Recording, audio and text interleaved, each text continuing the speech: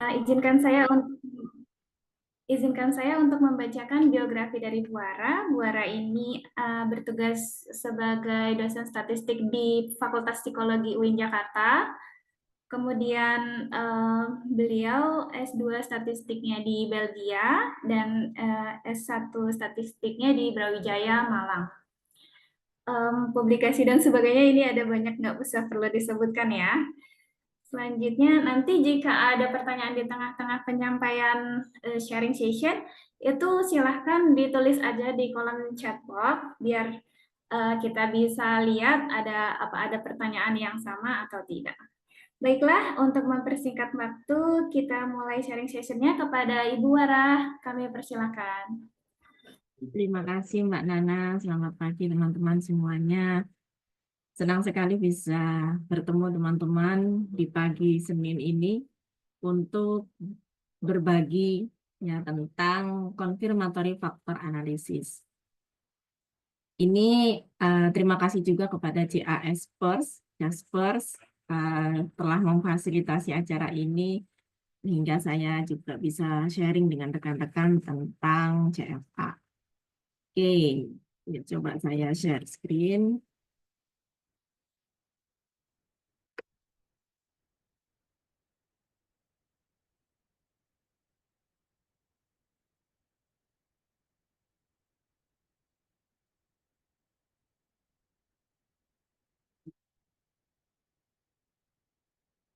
Ini full screen,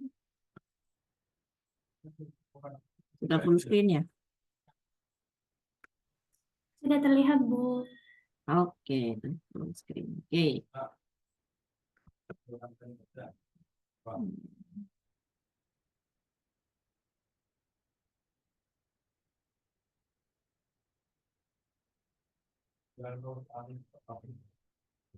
Oke. Confirmatory factor analysis akan saya awali ya dengan cerita tentang konsep dasar pemodelan statistika. Jadi CFA ini merupakan salah satu pemodelan statistika, teman-teman. Nah, statistical modeling itu apa? Yaitu rumusan secara matematis tentang struktur teori yang menggambarkan hubungan antar variabel untuk diuji kebenarannya secara statistik dengan menggunakan data. Gitu ya. Jadi ketika kita membahas statistika, kita itu sedang mencocokkan ya, antara teori dengan data. Nah, biasanya proses pemodelan statistika itu melibatkan persamaan yang berbunyi data itu sama dengan teori plus residual. Jadi, jika ternyata ada residual yang besar, ya apa itu residual? Residual itu ketidaksesuaian antara data dengan teori, maka ya berarti data kita tidak fit dengan teorinya, tidak cocok dengan teorinya. Tapi kalau residual alias ketidaksesuaian antara data dengan teori itu sangat kecil, bisa dikatakan bahwa data itu sama dengan teori. Artinya model model yang diteorikan itu fit dengan kenyataan yang ada di lapangan. Nah, itu konsep pemodelan statistik. Apapun metode statistik yang digunakan yang melibatkan pengujian hipotesis, biasanya prosesnya itu pada prinsipnya tuh ini, mencocokkan bagaimana sih antara teori dengan data di lapangan. Apakah ada perbedaan yang besar atau perbedaannya itu sangat kecil, gitu. Sehingga bisa dikatakan model fit dengan data. Nah, kita masuk ke topik kita yang utama yaitu CFA. Di antara semua metode statistika itu ada yang namanya confirmatory factor analysis. CFA itu salah satu statistical modeling dan berbeda dengan exploratory factor analysis atau EVA. Jadi, walaupun sama-sama analisis faktor, kalau exploratory factor analysis itu bukan statistical modeling, tapi confirmatory factor analysis itu masuk dalam statistical modeling. Begitu. Nah, CFA ini digunakan untuk mengetahui apakah kalau ada beberapa variabel apakah mereka itu saling berkorelasi dan disebabkan oleh satu penyebab atau lebih dari satu penyebab, yang mana penyebabnya itu merupakan variabel laten.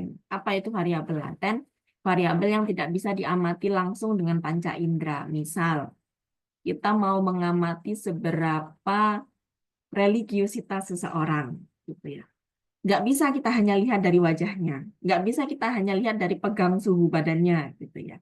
Kita ingin melihat resiliensi seseorang. Nggak bisa kita amati hanya dengan panca indera. Nah, itu contoh-contoh variabel laten.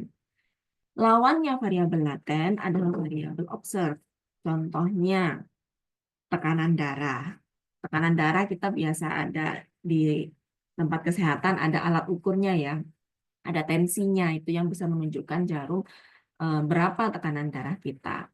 Atau berat badan. Nah, itu ada timbangan yang bisa menunjukkan berapa berat badan kita. Nah, itu variabel observe bisa diamati dengan mata lewat alat ukur yang jelas. Tapi kalau variabel laten, terutama variabel-variabel di psikologi, itu kan tidak bisa diamati secara langsung. Yang bisa diamati adalah respon terhadap stimulus. Jadi kita bisa memberi stimulus tentang religiusitas seseorang dan responnya. Itu yang akan kita ukur.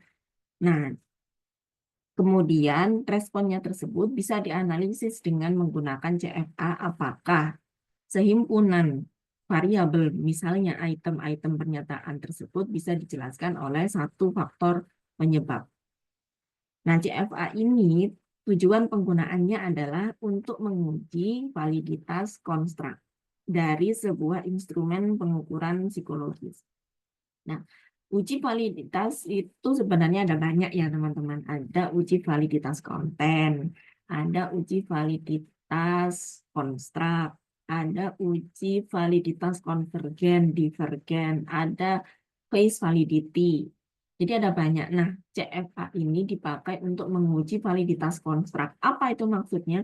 Apakah butir-butir pernyataan di sebuah instrumen psikologi, misal kuesioner gitu ya. Kuesioner itu apakah item-itemnya itu valid mengukur apa yang mau diukur. Misal, apakah valid mengukur resiliensi atau valid mengukur religiusitas. Seperti itu. Nah, itu dianalisisnya menggunakan CFA. Komponen utama dalam model CFA itu ada 3. Yang pertama harus ada faktor atau variabel laten. Variabel latennya apa nih yang mau diteliti? Misal tadi resiliensi. Kemudian resiliensi karena tidak bisa diamati langsung perlu indikator. Indikatornya dapat berupa item-item pertanyaan kuesioner.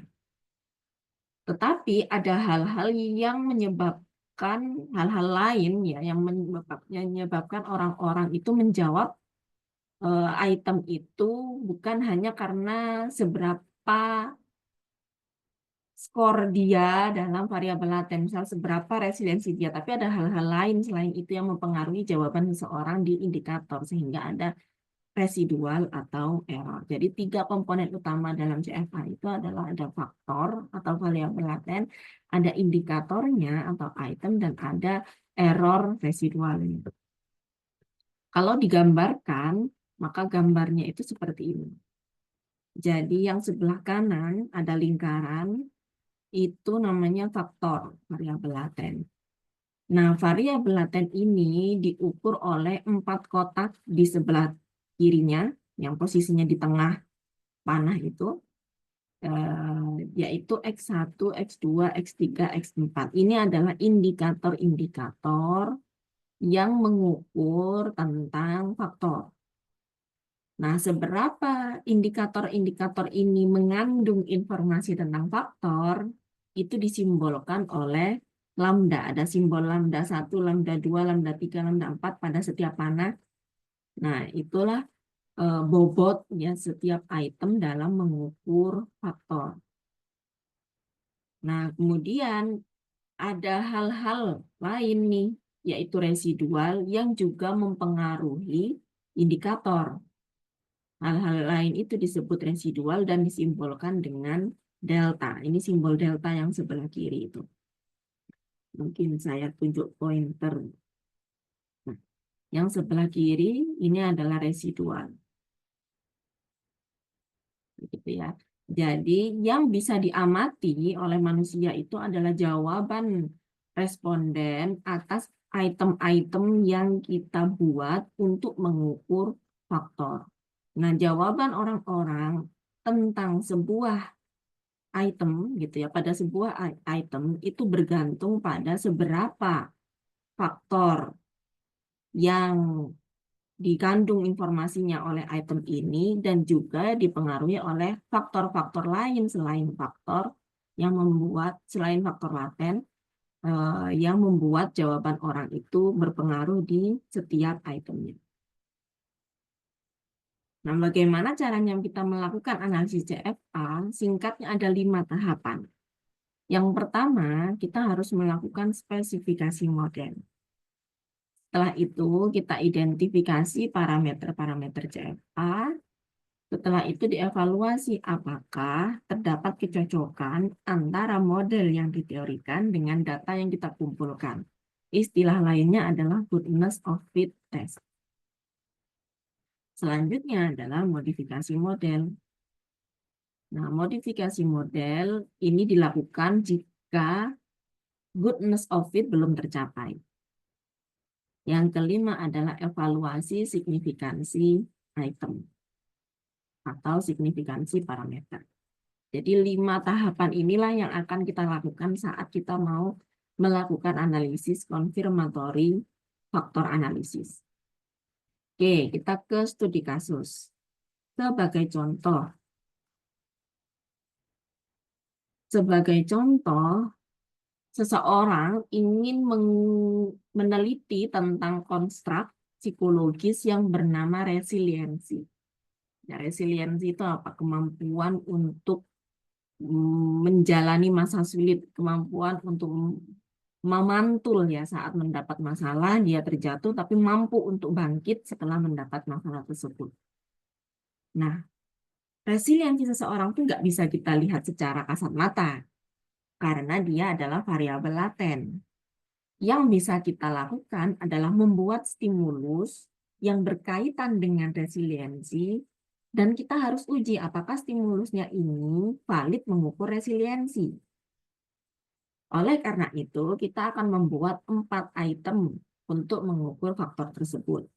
Misal, dibuatlah item pernyataan berbunyi.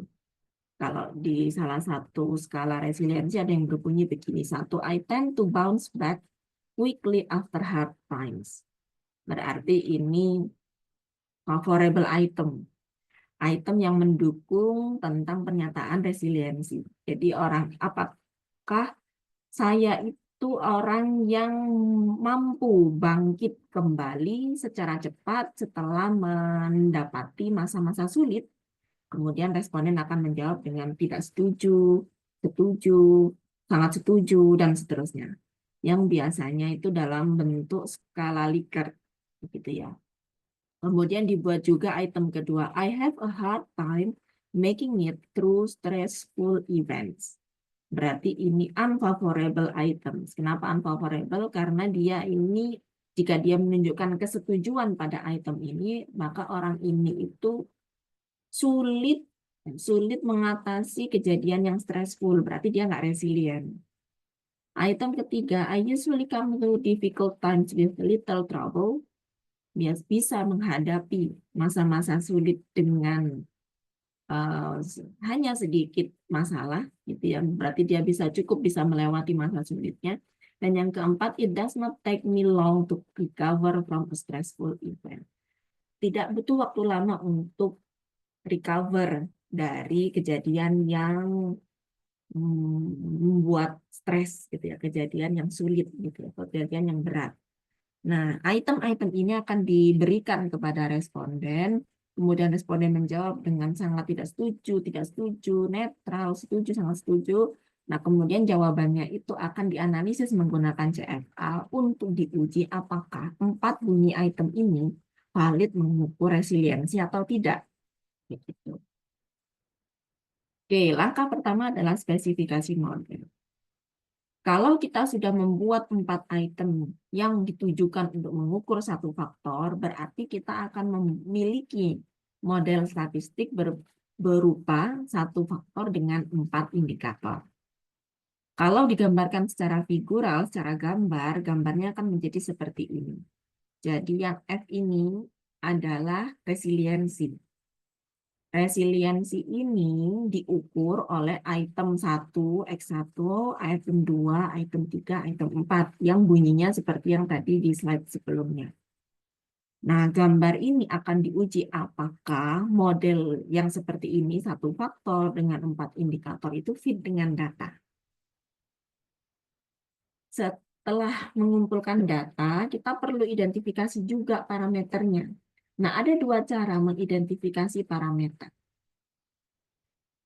Dua cara ini dilakukan untuk mengidentifikasi apakah parameternya yang kita punya itu cukup banyak, degree of freedom-nya itu cukup banyak untuk mampu mengestimasi parameter statistik yang ada di dalam CFA.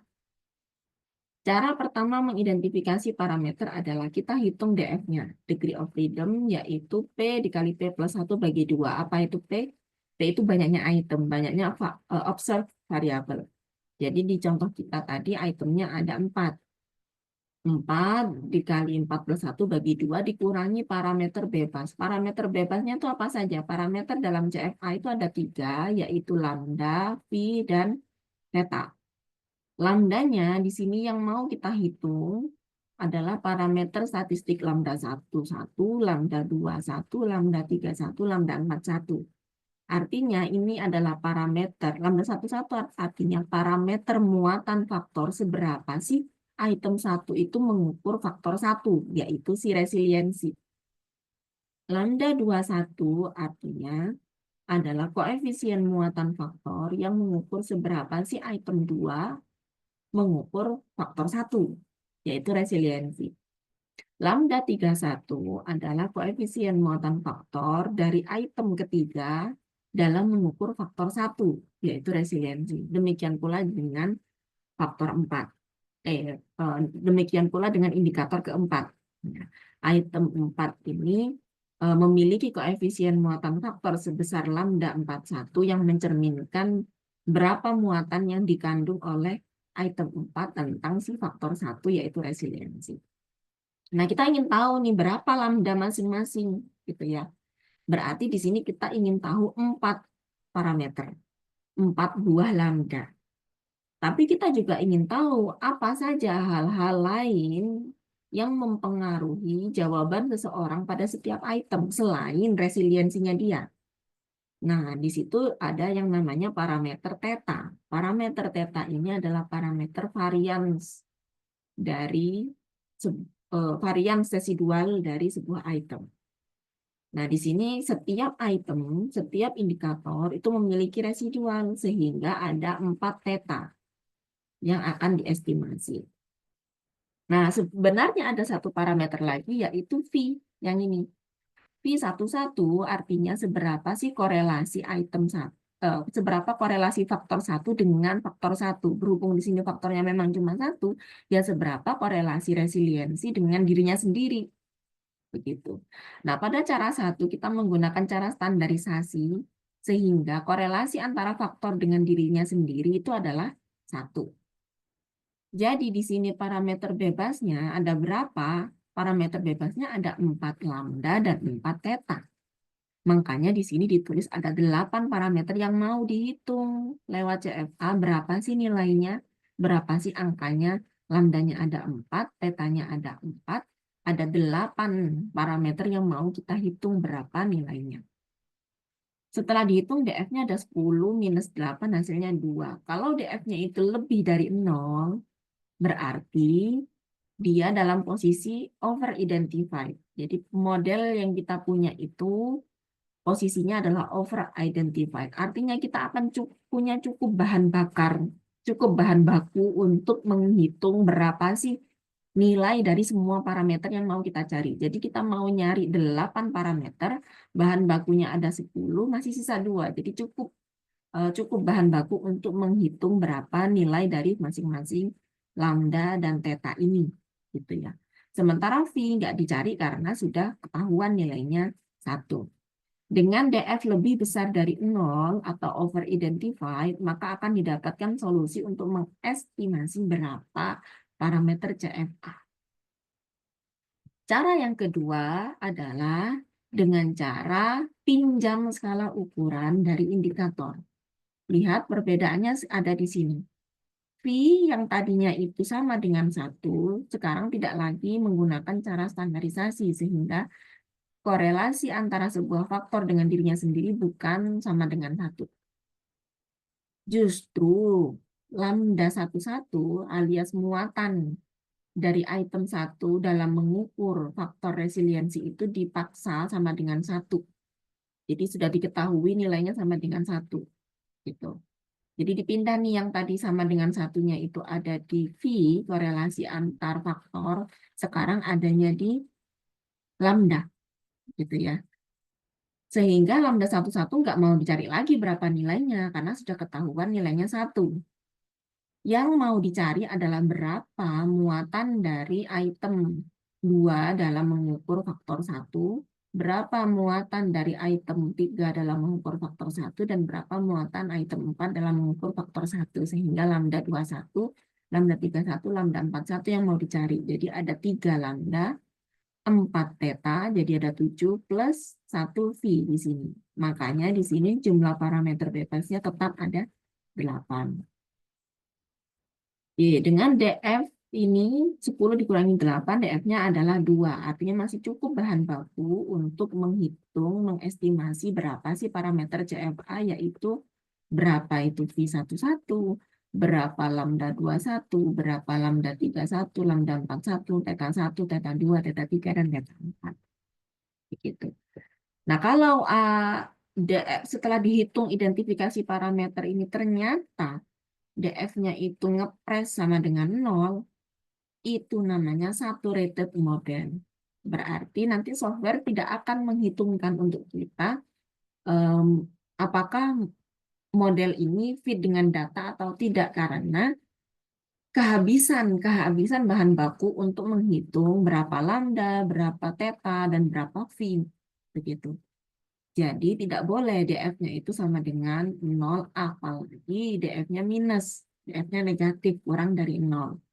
Itu tidak akan software mampu untuk mengestimasi berapa nilai masing-masing parameter CFA-nya. Jadi kita harus pastikan bahwa kita akan memiliki cukup indikator dalam mengukur sebuah faktor. Jadi jangan sampai ini terlalu sedikit teman-teman itemnya. Anda ingin mengukur resiliensi tapi bunyi itemnya cuma 3 gitu misalnya. Ya nggak akan bisa dianalisis CFA. Karena pasti saat diidentifikasi parameternya bahan bakunya nanti kehabisan gitu untuk mengukur, menghitung, mengestimasi berapa parameter CFA-nya. Oke, kalau sudah dibuat spesifikasi model dan juga diidentifikasi parameter ternyata sudah over-identified, maka kita bisa evaluasi kecocokan model alias goodness of fit test. Gitu. Gimana caranya melihat apakah model yang kita teorikan fit dengan data? Kita menggunakan yang namanya satu RMSE, root mean square error approximation. Yang kedua menggunakan p-value dari uji chi-square, uji hipotesis menggunakan chi-square. Yang ketiga menggunakan CFI, dan yang keempat menggunakan TL. Jadi ini adalah beberapa indeks goodness of fit yang bisa dijadikan indikator atau parameter atau apa ya, patokan gitu ya. Apakah model yang saya teorikan itu sudah fit dengan data atau belum? Begitu. Nah, RMSE ya, karena ini tentang error gitu ya, root mean square error approximation. Kita ingin error sekecil mungkin. Maka model dikatakan fit dengan data jika errornya itu kurang dari 0,05. Jadi pengen errornya sekecil mungkin, seberapa kecil? Lebih kecil dari 0,05. Itu rule of thumb yang dipegang para peneliti. Kemudian dilakukan juga uji signifikansi chi-square Ya, uji hipotesis menggunakan chi-square. Kalau p-value-nya itu lebih dari 0,05, berarti tidak signifikan. Kalau tidak signifikan, berarti H0 tidak ditolak. H0-nya berbunyi model fit dengan data. H1-nya berbunyi, hipotesis alternatifnya berbunyi model tidak fit dengan data. Jadi kalau H0-nya tidak ditolak, ya berarti model fit dengan data. Gitu. Kemudian CFI TLI ini angkanya dari 0 sampai 1, sehingga semakin besar, semakin baik. Kebanyakan pakai rule of thumb lebih besar dari 0,9, maka model itu dikatakan baik. Model itu dikatakan fit dengan data. Tapi biasanya yang banyak dipakai itu yang utama adalah nomor 1 dan nomor 2. Apakah RMSE-nya sudah cukup kecil dan apakah p-value chi-square sudah cukup besar untuk tidak menolak H0. Begitu. Kalau ternyata RMSE-nya besar, masih lebih besar dari 0,05, p-value pun signifikan lebih kecil dari 0,05, berarti model tidak fit. Kalau model tidak fit, artinya model yang kita teorikan itu ditolak. Artinya model satu faktor dengan 4 indikator itu tidak cocok dengan data kita. Maka kalau tidak cocok dengan data, ya kita tidak boleh melakukan uji signifikansi parameter. Parameter CFA itu ada 3 yang tadi saya sebut ya. Ada lambda, ada theta, ada phi. Berapa sih lambda item 1? Berapa muatan item 1 dalam mengukur faktor? Nggak bisa kita evaluasi berapa nominalnya itu dan apakah valid atau tidak, nggak bisa karena model belum fit. Jadi prasyarat pertama ketika melakukan CFA itu adalah model harus fit dulu, yaitu uji hipotesis terhadap parameter pada suatu model hanya boleh dilakukan jika model yang diteorikan tersebut terbukti sudah fit dengan data. Jadi kalau model satu faktor dengan 4 indikator itu sudah fit dengan data, baru kita boleh lihat berapa muatan item 1 dalam mengukur faktor. Tapi kalau model belum fit, ya nggak boleh dilanjutkan ke tahap selanjutnya. Gimana caranya jika kita terkendala dengan model belum fit? Maka yang kita lakukan adalah modifikasi model. Bagaimana cara memodifikasinya? Yaitu membebaskan parameter theta, yaitu parameter varians covariance residual. Ini gambarnya saya ubah ke arah vertikal gitu ya. Yang tadinya di sini ada theta 1, theta 2, theta 3, theta 4, sekarang ditambah menjadi ada theta 43. Jadi misalnya, item 3 sama item 4 itu secara bersama-sama mengukur faktor lain selain resiliensi. Mungkin bunyi kalimat itemnya itu mirip dengan grit gitu misalnya ya, kegigihan gitu misalnya. Sehingga item ini nggak hanya mengukur resiliensi, tapi juga mengukur faktor lain. Sehingga di sini kita bisa membebaskan satu parameter theta yang dinamakan theta 43. Gitu. Kalau sudah dibebaskan parameter ini ternyata fit, nah barulah kita lanjut ke tahapan kelima, yaitu uji signifikansi parameter. Pada CFA itu ada 3 parameternya. CFA first order itu seperti gambar saya tadi, ada satu faktor yang diukur oleh 4 indikator. Gitu. Ada 3 parameter yang akan diuji signifikansinya oleh software dan kita akan evaluasi apakah parameter tersebut, parameter item-item tersebut itu baik, valid atau tidak dalam mengukur sebuah faktor. Maka kita melihat seberapa lambdanya, seberapa signifikansi lambda, phi, dan juga theta. Di antara 3 parameter ini yang menjadi fokus utama kita adalah parameter lambda. Jadi parameter lambda itu menceritakan tentang koefisien muatan faktor masing-masing item. Jadi seberapa sih item ini mengandung informasi tentang faktor itu dilihat di lambda. Lambdanya semakin besar, maka item itu semakin baik. Lambdanya semakin kecil, ya item itu tidak mengandung informasi yang banyak tentang faktor, tentang variabel laten gitu. Nah, angka yang besar dan kecil ini, lambda besar dan kecil ini akan diuji signifikansinya menggunakan uji T. Jika hasil uji T ternyata nilai T-nya itu lebih besar dari 1,96 atau p-value-nya itu lebih kecil dari 0,05 alias signifikan, maka item tersebut valid mengukur faktor. Tapi jika p-value-nya itu lebih besar dari 0,05, berarti lambda tidak valid mengukur faktor. Ingat juga lambda itu bisa bertanda negatif ya teman-teman.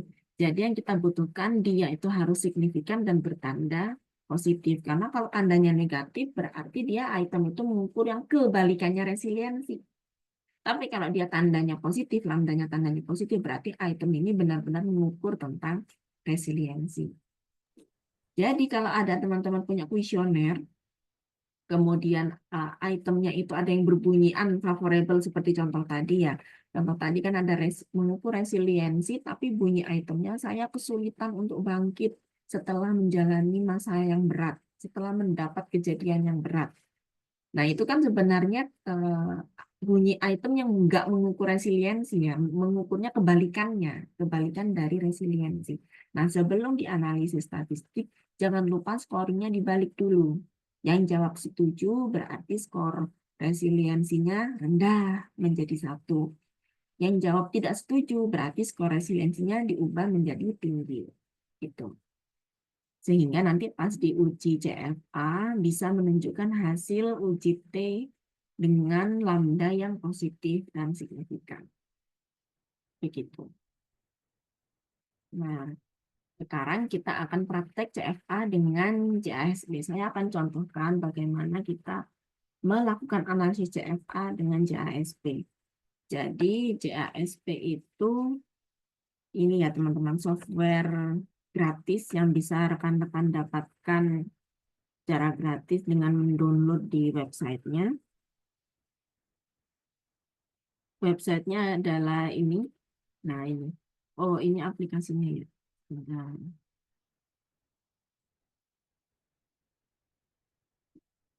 hmm,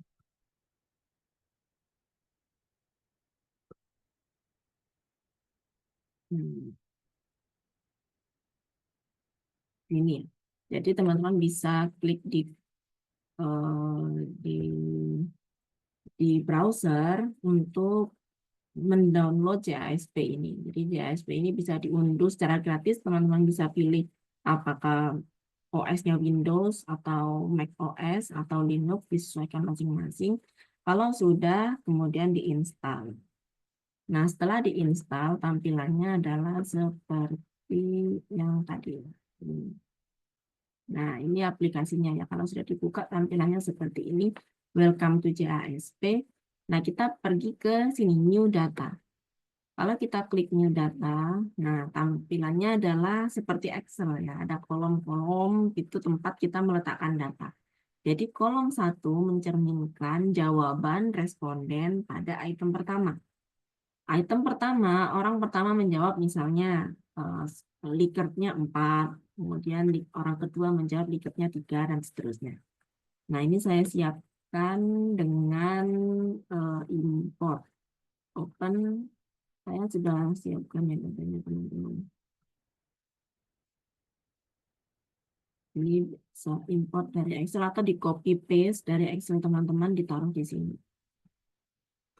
Nah, masukin kita buka lagi.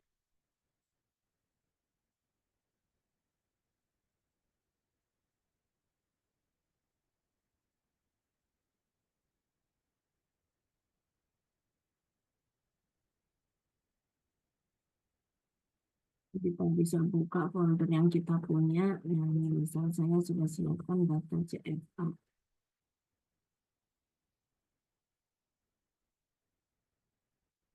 Masuk. Oke, kalau nggak masuk kita copy paste biasa saja ya teman-teman. Mana ini?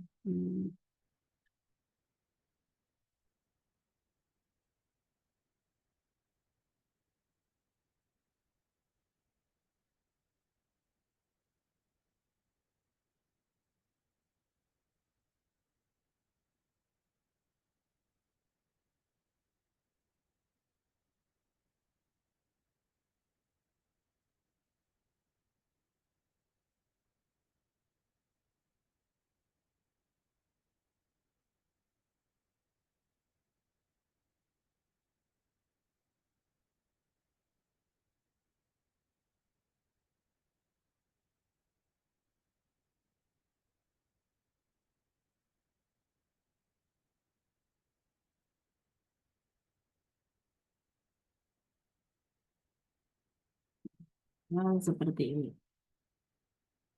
Jadi di sini saya sudah punya data, ya ada berapa kolom nih? 6 kolom.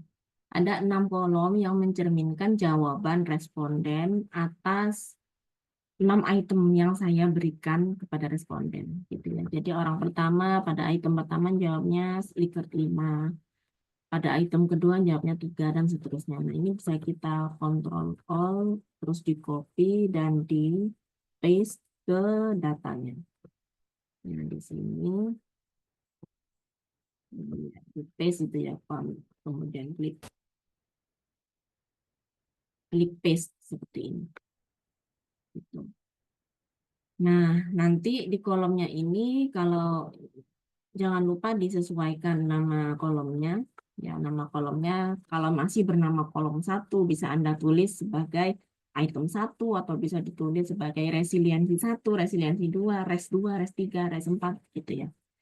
Ini caranya diklik 2 kali untuk memunculkan tempat ini. Jadi ini bisa diganti dengan misalnya mau dinamakan res 1. Kebetulan di sini saya namakan item 1 saja. Kemudian kolom type, jangan lupa ini diganti ke ordinal karena skala Likert. Likert itu adalah skala ordinal. Kemudian long name ini opsional, boleh diisi, description juga boleh diisi, boleh tidak.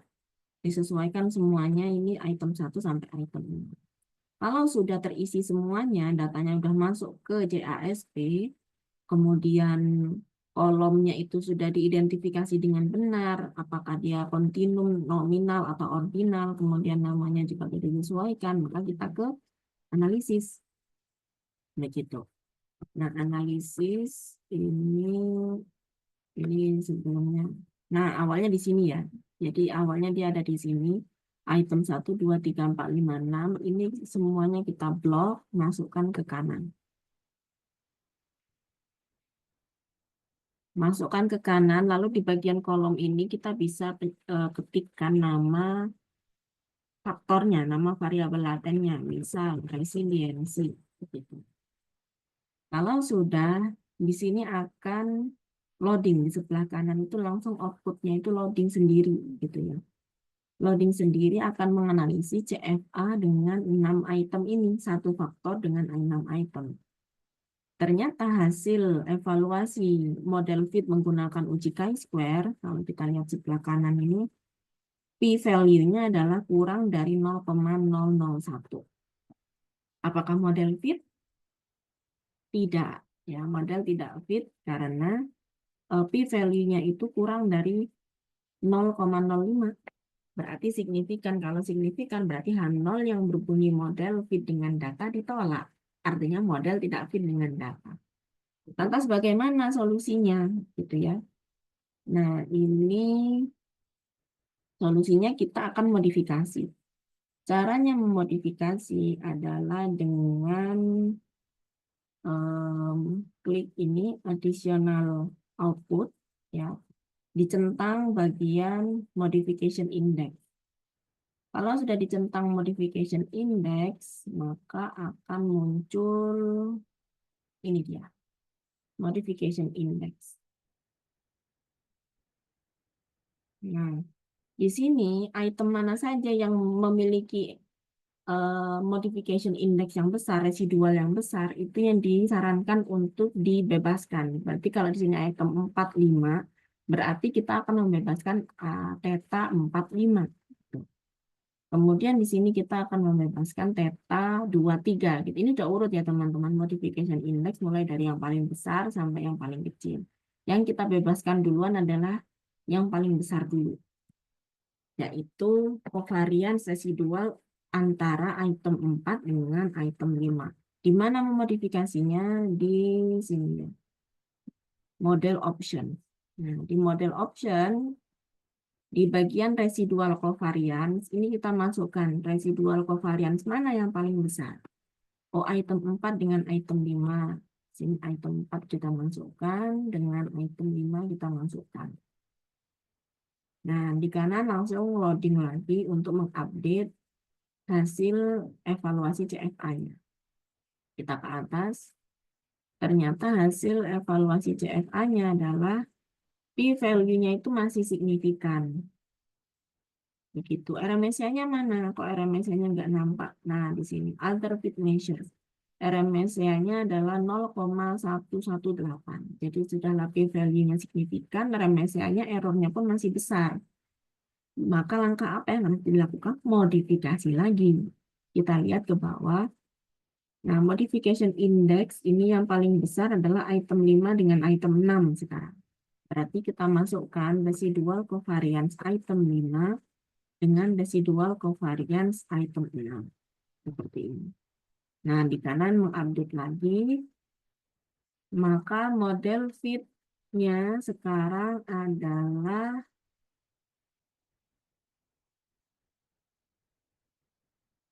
model fit-nya adalah nih 0,546. Nah, sudah lebih besar dari 0,05, artinya tidak signifikan. Berarti H0 tidak ditolak.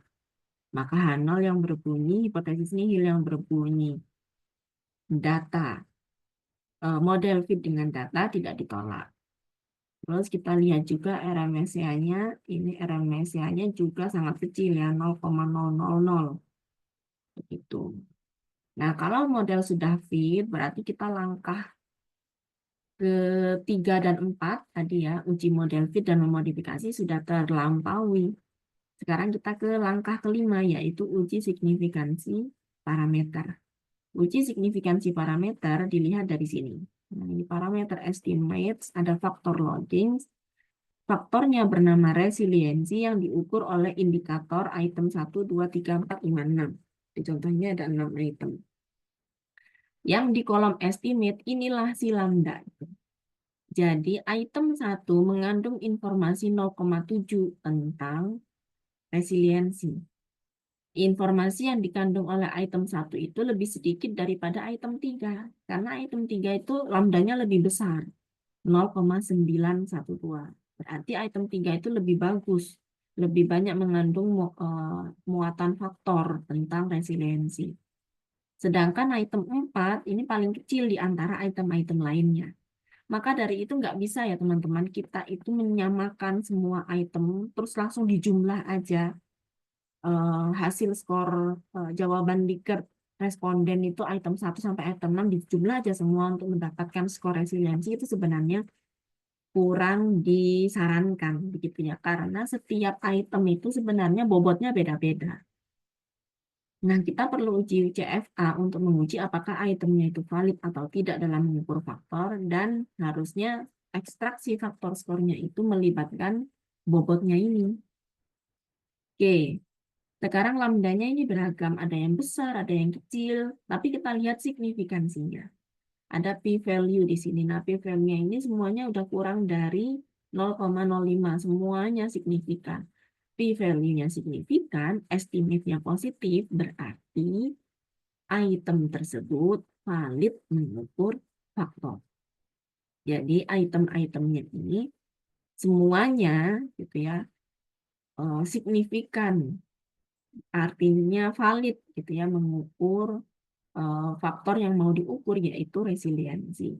Seberapa besar muatan faktor masing-masingnya, ada yang 0,7, ada yang 0,8, 0,9, 0,4, dan 0,6 gitu. Jadi di sini disimpulkan bahwa model satu faktor dengan 6 indikator fit dengan data dan ke-6 item indikatornya itu valid mengukur faktor resiliensi. Jadi kalaupun item-item ini saling berkorelasi, berkorelasinya mereka itu hanya disebabkan oleh satu faktor, yaitu sama-sama mengukur resiliensi. Oke. Itu ya yang dilaporkan dalam CFA. Kalau kita melakukan analisis CFA adalah 5 hal itu. Yang pertama, buat spesifikasi model, itu dilaporkan. Kemudian dihitung identifikasi parameter lewat DF-nya. Kalau sudah dilakukan analisis CFA, diuji goodness of fit. Kalau tidak fit, dimodifikasi. Dan kalau sudah dimodifikasi dan fit dengan data, maka kita lihat apakah item-itemnya itu valid mengukur faktor atau tidak. Oke, saya rasa itu ya tentang CFA secara konsep dan langkah-langkahnya dan juga prosedurnya melakukan di JASP. Cukup singkat ya teman-teman, cukup ringkas gitu ya. Insya Allah teman-teman bisa lah melakukan JFA ini. Begitu, silakan saya kembalikan ke moderator jika ada rekan-rekan yang ingin bertanya. Baik, Bu Ara, terima kasih banyak penjelasannya. Ini semester kemarin saya belajar CFA sama Bu Ara ini setengah semester. Ini 45 minutes only, keren Bu Ara. Makasih banyak. Oke, buat teman-teman, Bapak Ibu, apa ada yang ingin ditanyakan? Dipersilahkan langsung aja open mic. Jadi teman-teman singkat waktu dapat menghemat waktu ya Mbak Nana ya. Iya. Orang lain belajar setengah semester, ini teman-teman yang hadir di sini bisa mendapat gambaran dari konsep sampai prakteknya tentang Iya, CFA dalam satu pertemuan. banget. Ini silakan teman-teman yang mau bertanya. Karena Bu Ara nih dosen favorit saya. Beliau kalau jelasin tuh jelas, detail. Makanya paham deh. Kalau mau ujian sama Bu Ara tuh ngeliat nonton record Zoom-nya berulang-ulang, Bu. Saya Bu, jujur. Ini Bu Ara ada pertanyaan di chat box ini apa namanya? Apa privat tadi ke saya. Bu, apa ada ketentuan, batasan, atau konsekuensi dalam modifikasi model dengan bebasin varian kovarian residual? Ada nggak sih, Bu, ketentuan terus batasan dan konsekuensinya? Ya, terima kasih pertanyaannya. Ini em, permasalahan yang sering dialami oleh teman-teman yang melakukan analisis CFA kok ternyata satu kali modifikasi belum fit, dua kali modifikasi belum fit, sampai berapa kali harus dimodif? Apakah kalau terlalu banyak itu masih bagus gitu ya? Jadi sebenarnya memang terlalu banyak memodifikasi varian kovarian residual itu menandakan item tersebut bermasalah. Dan jika sudah terlalu banyak, maka mungkin bisa dipertimbangkan. Maksudnya terlalu banyak gini. Misal item satu berkorelasi dengan hampir seluruh item gitu misalnya. Mengukur faktor lain gitu ya. Sampai udah terlalu banyak gitu sehingga mungkin item satu itu adalah biang kerok dari tidak segera dicapainya model fit. Mungkin bisa dicoba untuk membuang satu item yang sudah terlalu banyak modifikasinya itu, gitu ya. Sebenarnya berapa batasannya itu memang tidak ada patokan saklek ya angka pasti karena setiap orang itu memiliki jumlah faktor yang berbeda banyaknya dan memiliki jumlah item indikator yang berbeda-beda juga banyaknya. Dan itu ngaruh ke berapa kali kita melakukan modifikasi itu. Misal, kalau faktornya cuma satu, itemnya cuma 5, gitu ya. Biasanya satu kali, dua kali modifikasi itu sudah tercapai model fit. Tapi ada yang faktornya satu, item indikatornya 20. Nah, itu modifikasinya jadi lama tuh, jadi berkali-kali sampai lama mencapai model fit. Makanya nggak ada patokan berapa kali sih modifikasi itu boleh dilakukan gitu ya, karena bergantung case by case. Jadi yang perlu diperhatikan pertama, kalau sudah terlalu banyak ya memodifikasi, membebaskan parameter varian kovarian residual itu, bisa coba dipertimbangkan untuk dilihat item yang sudah terlalu jenuh gitu berkorelasi dengan item lain, coba dipertimbangkan untuk di drop, kemudian diulangi lagi dianalisis gitu. Nah, yang kedua itu supaya tidak repot di akhir ini, ibarat CFA itu sudah akhir ya, kita itu bisa memperbaikinya tuh sebelum ngambil data. Sebelum ngambil data, pertimbangkan untuk memilih instrumen skala alat ukur yang em, apa yang bagus gitu ya. Pertama, rasio antara jumlah indikator dengan jumlah responden yang Anda punya itu harus cukup besar. Jadi kalau itemnya sedikit tapi respondennya banyak, nah itu malah bagus, nanti cepat fit. Walaupun sama-sama respondennya 300 orang, tapi kalau yang diukur itu 5 item dengan 20 item, nah itu beda tuh performa CFA-nya itu untuk mencapai model fit. Jadi rasio antara berapa responden yang Anda punya, berapa item yang mau Anda pakai, itu juga menjadi pertimbangan sebelum kita sebar data dan analisis CFA. Kemudian yang bisa dipertimbangkan lagi itu tadi ya jumlah faktornya itu dengan jumlah itemnya itu supaya tidak terlalu sedikit dan juga tidak terlalu banyak begitu. Semakin kompleks modelnya biasanya semakin sulit mencapai fit sehingga memerlukan jumlah responden yang jauh lebih banyak untuk mengejar ini ya apa sih kayak trade point gitu antara untuk mencapai si model fit itu. Mungkin begitu. Baik, Bu Hara, terima kasih banyak. Ini ada next question dari Kak Sari nih. Lanjut pertanyaan ini, Mbak. Apakah jika banyak modifikasi akan mempengaruhi bagaimana cara kita menginterpretasikan sebuah item valid atau tidak? Ya, selama model itu fit, pertama kita harus capai model fit dulu ya.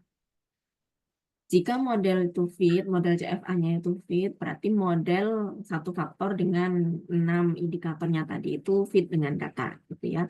Kemudian setelah dimodif-modif, misalnya nih model fit ini dicapai dengan modifikasi yang sangat banyak, begitu ya.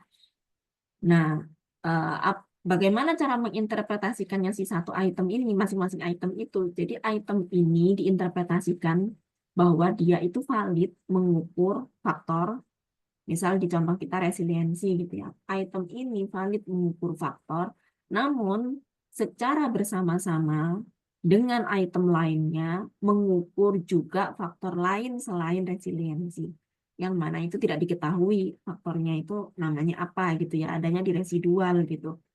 Ya mungkin faktor yang mirip-mirip resiliensi tapi bukan resiliensi gitu. Jadi item ini valid mengukur faktor resiliensi tapi juga bersama item lain mengukur faktor selain resiliensi gitu. Jadi masih bisa diinterpretasikan bahwa item ini valid mengukur faktor resiliensi meskipun telah melalui banyak modifikasi gitu ya selama modelnya itu bisa mencapai fit begitu. Baik, Bu Hara. Berikutnya, Bu. Ini dari private chat juga. Kalau tadi kan dari prosesnya buat dapat model fit kita perlu modifikasi model. Perlu nggak sih, Bu, modifikasi modelnya itu dicantumin di diskusi riset? Nah, ini em, saya juga eh, ingin apa ya banyak bertanya-tanya gitu ya karena selama ini kalau mahasiswa melakukan penelitian skripsi itu dicantumkan model fit ini dicapai setelah melakukan modifikasi berapa kali gitu ya. Tapi di jurnal-jurnal publikasi ilmiah internasional tuh biasanya nggak disebutkan ya. Entah memang sudah langsung fit atau masih modifikasi dulu itu sebenarnya saya pun um, um, belum tahu pasti ya teman-teman. Tapi menurut saya baiknya itu uh, disampaikan berapa kali modifikasi untuk mencapai model fit begitu. Yang biasanya langsung mencapai model fit itu kalau respondennya sangat banyak, ya sangat respondennya itu sangat besar, biasanya RMS-nya tuh langsung kecil gitu. Tanpa modifikasi itu sudah fit. Kalau p-value chi-square dengan responden besar justru nggak bisa dicapai untuk tidak signifikan, justru cenderung signifikan. Nah, kalau cenderung signifikan berarti kan tadi prinsipnya dikatakan tidak fit ya, tapi selama RMS. Nah, ini gara-gara permasalahan chi-square itu sensitif terhadap jumlah sampel. Jadi kalau jumlah sampelnya besar, cenderung p-value-nya itu akan signifikan. Tapi kalau RMS-nya kecil, bisa dikatakan bahwa model itu fit. Gitu.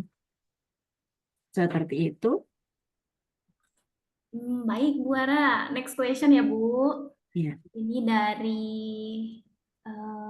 sebentar, Bu. Dari Kak Kurnia Ningrum, izin bertanya, bentar, izin, bentar, Bu. Izin pertamanya jika menggunakan instrumen screening yang jumlah item pada tiap indikatornya cuma sedikit, 3 dimensi, terus masing-masing dimensi ada 4 item. Terus jumlah respondennya pas-pasan. Nih, apakah faktor ini mungkin mempengaruhi model menjadi nggak fit? Terus lalu langkah apa yang bisa kita gunakan untuk menjadikan model ini fit? Ya, ya ini salah satu faktor penyebab ya yang menyebabkan model menjadi tidak fit. Sehingga kalau ada 3 dimensi masing-masing 4 item aja udah ngepres ya teman-teman. Dengan 4 item DF-nya itu 2 kalau nggak salah ya. Di yang contoh yang di slide saya tadi kan DF-nya 2. Kalau dimodifikasi 1 kali, maka DF-nya sisa 1. Modifikasi lagi nggak bisa, udah saturated gitu. Nah, sehingga kalau dimodifikasi 1 kali masih belum fit, kita butuh bantuan dari dimensi yang lain. Makanya nggak bisa berdiri sendiri satu faktor unidimensi. Mungkin yang bisa dilakukan adalah melakukan analisis CFA first order multidimensi. Jadi 3 dimensi itu dengan masing-masingnya 4 item berarti langsung serentak di analisis 3 faktor dengan 12 item gitu ya, yang masing-masing faktor itu diukur oleh 4 item. Nah, itu kita akan punya bahan bakunya, itu maksudnya DF-nya tuh jadi gede, jadi kita masih berkesempatan untuk memodifikasi sampai mencapai model fit. Namun, nah, memodifikasinya itu harus hati-hati ya teman-teman. Ini nyambung ke pertanyaan berikutnya. Perlu justifikasi teoritis ketika melakukan modifikasi dalam penelitian yang dilakukan, terutama ketika multidimensi seperti kasus sebelumnya itu tadi.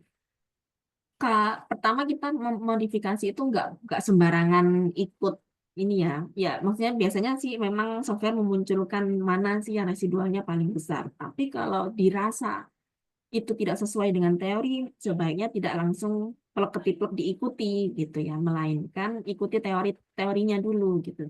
Justifikasi teoritis, apakah ada justifikasi teoritis item tersebut berkorelasi dengan item lain begitu. Nah, kemudian yang perlu dipertimbangkan lagi harusnya item varian kovarian residual yang dikorelasikan itu masih dalam satu konstruk yang masih dalam satu dimensi, dalam satu variabel laten gitu ya.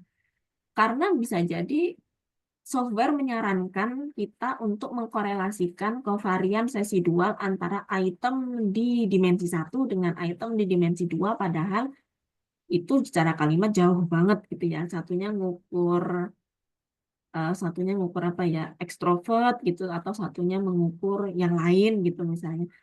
Nah, kalau nggak ada justifikasi teoritis ya jangan diikuti. Jadi memodifikasinya itu pertama ikuti justifikasi teoritis, yang kedua baiknya masih dalam satu faktor yang sama, satu dimensi yang sama. Ya, 2 itu ya. Seperti itu. Oke Ibu, ini tadi di atas ada yang ke-skip pertanyaannya. Apa sih bedanya confirmatory factor analysis sama exploratory, Bu? Oke. Bedanya adalah pertama di exploratory factor analysis itu nggak ada uji hipotesis. Kalau di confirmatory factor analysis ada uji hipotesis. Makanya kita mau melihat signifikansi model fit tadi ya. Apakah model fit dengan data pakai uji chi-square, lalu dilanjutkan uji signifikansi parameter pakai uji T. Nah, itu dilihat p-value-nya berapa gitu. Ada hipotesisnya. Nah, kalau di exploratory itu nggak ada. Jadi exploratory factor analysis mungkin teman-teman bisa melihat videonya Jaspers tentang EVA, sudah ada di periode sebelumnya. EVA ini kita punya misalnya tadi 6 item ya. 6 item ini kita nggak tahu apa ini mengukur berapa faktor gitu. Nah, dari 6 item ini akan dieksplor gitu ya, secara eksploratori ada berapa faktor yang mendasari berkorelasinya item-item ini begitu. Jadi di EVA itu kita belum tahu faktornya ada berapa, sedangkan di CFA kita sudah tahu faktornya ada berapa, dan kita mau menguji apakah item ini valid mengukur si satu faktor yang mau kita ukur tersebut. Begitu. Begitu ya. Jadi EVA itu tidak ada uji hipotesis, kemudian digunakan untuk mencari berapa faktor. Kalau di CFA sudah tahu faktornya berapa, dan untuk mengkonfirmasi digunakan uji hipotesis secara statistik.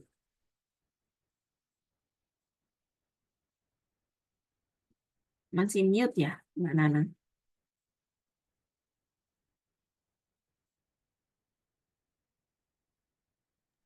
Oke, Bu Ara, maaf masih mute. Oke, ada pertanyaan lagi Bu dari Kak Hilma. Ini dia. Sebentar, saya masih scrolling. Kak Hilma tadi mana ya? Nih, CFA ini bisa mengukur indikator mana yang paling berkontribusi. Apakah jika si variabel laten ini memberikan pengaruh terhadap suatu variabel lain, maka dapat disimpulkan indikator yang paling berkontribusi ini juga paling berkontribusi atas perubahan variabel laten lainnya.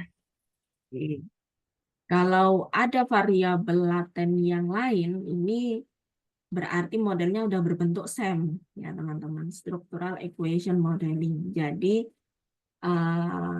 CFA yang kita punya itu, kemudian ada lagi lingkaran variabel laten, gitu ya, yang mana ada panah menghubungkan, mencerminkan pengaruh dari satu variabel laten ke variabel laten lainnya.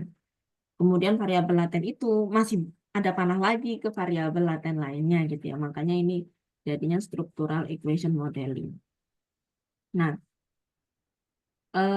apakah indikator ini yang paling berkontribusi juga atas perubahan pada variabel laten lainnya? Menurut saya ini beda posisi, ya. Jadi di CFA indikator ini itu posisinya di measurement model itu. Sementara kalau ada pengaruh dari satu variabel laten ke variabel laten lainnya itu di struktural model. Jadi di dalam SEM itu ada yang namanya measurement model dan ada yang struktural model.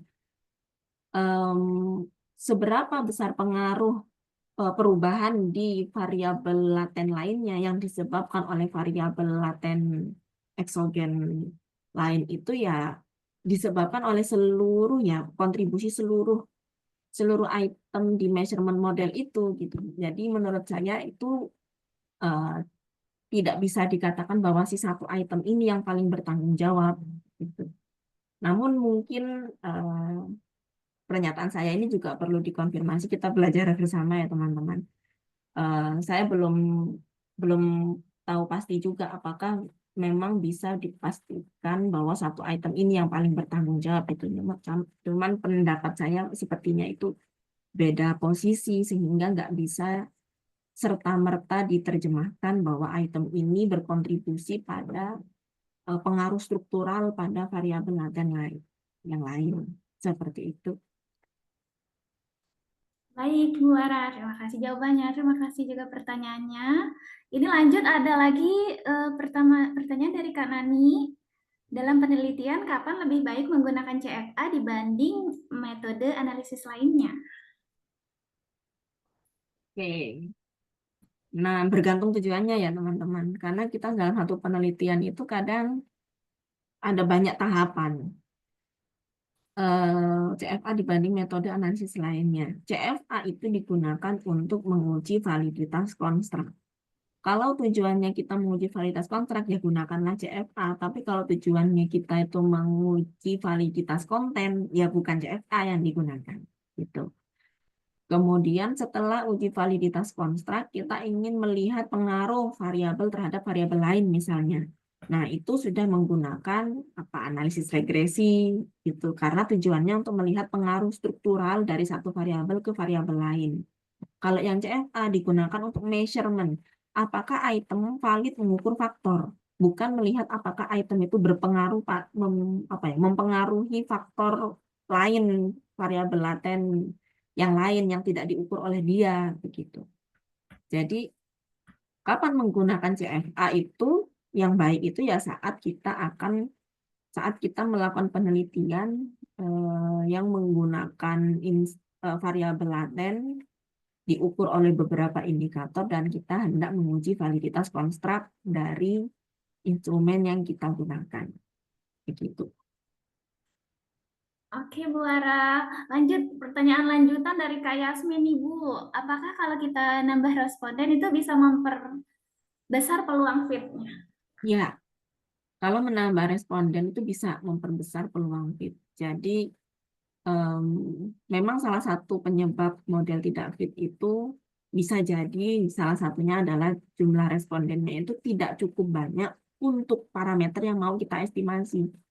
Jadi parameter kita yang mau diestimasi itu ada berapa tuh? Misal kalau tiga, jadi kita 3 dimensi, 12 item, berarti tetanya aja ada 12, lambdanya aja lambdanya ada 12, tetanya ada 12, pi-nya ada 3 gitu ya. Itu aja udah 27 tuh.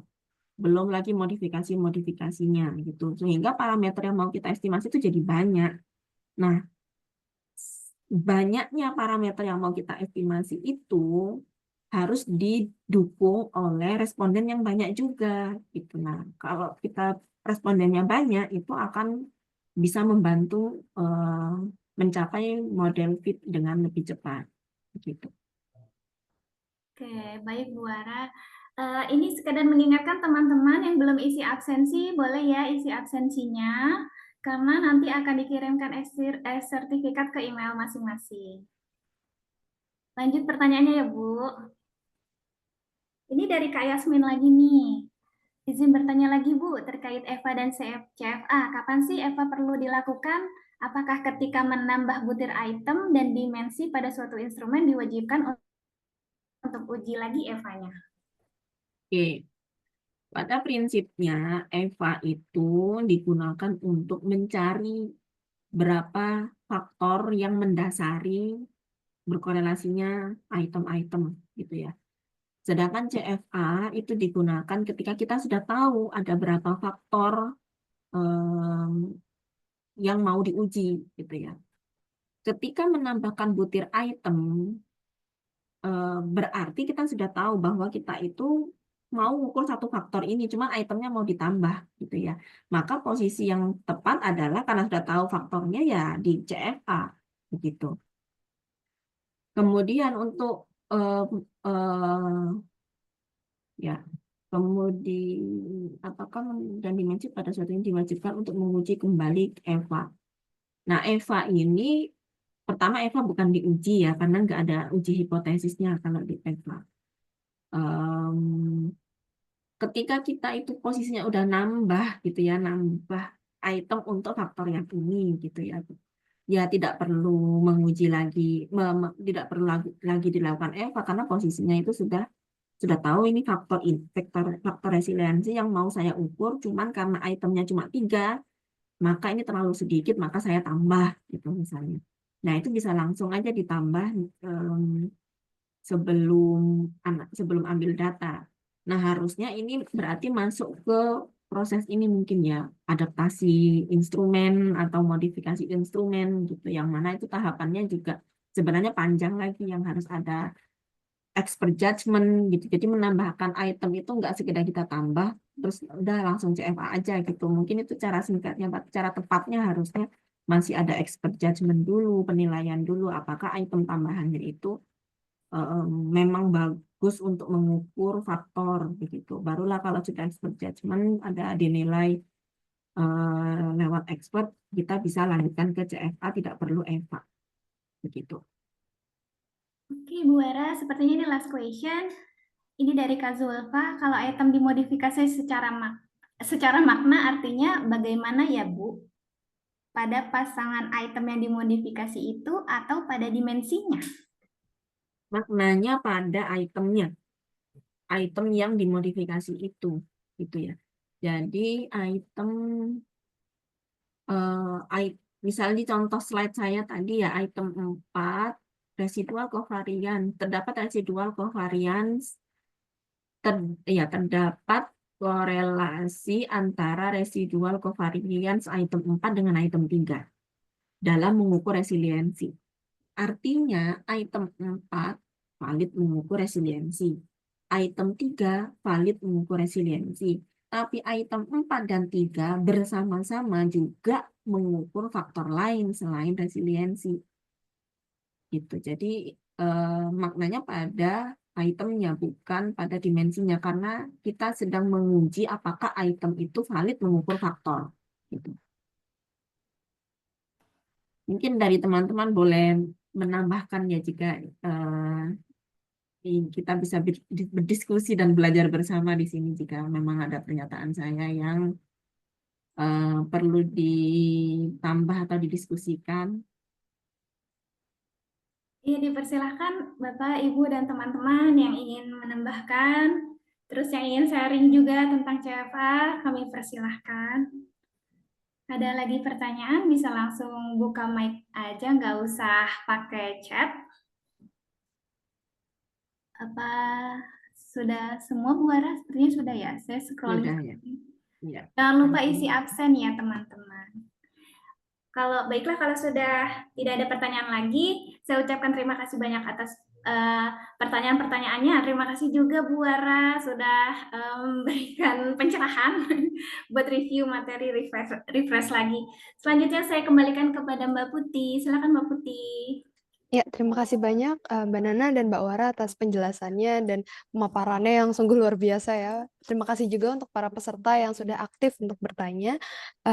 Mungkin saya izin ingatkan sekali lagi untuk peserta yang belum mengisi presensi, mohon untuk segera diisi karena sertifikat dan nanti materi ya dari Mbak Wara, materi PPT tadi akan dikirimkan juga sekaligus saat pengiriman sertifikatnya. Seperti itu, mungkin juga di sini saya mewakili, ada Pak Bagas ya di sini. Pak Bagas, apakah mungkin bisa berbicara juga Pak, mau mewakili Jaspers Club? Coba Halo, sebentar saya. Mas Bagas. Ya, ada Mas Bagas rupanya di sini. Ya, mungkin kalau sedang sulit untuk on mic bisa saya wakili dulu sebentar. Jadi teman-teman terima kasih banyak dan rekan-rekan yang sudah hadir di Jaspers Club. Jaspers Club ada banyak kegiatan lainnya gitu. Jadi mungkin bisa untuk di-follow atau di-subscribe gitu agar tidak ketinggalan acara-acara menarik lainnya. Kita ada kolom di kolom chat gitu ya, ada sosial media kita, ada Instagram, Facebook, dan YouTube. Itu aja sih, mungkin jangan sampai ketinggalan karena akan ada banyak event menarik dari Jaspers Club di tahun ini. Demikian, terima kasih teman-teman sudah hadir. Ada lagi kah pesan? Oke, terima kasih. Saya akhiri meeting hari ini ya. Selamat siang. Yang semuanya. Ya, terima kasih. Terima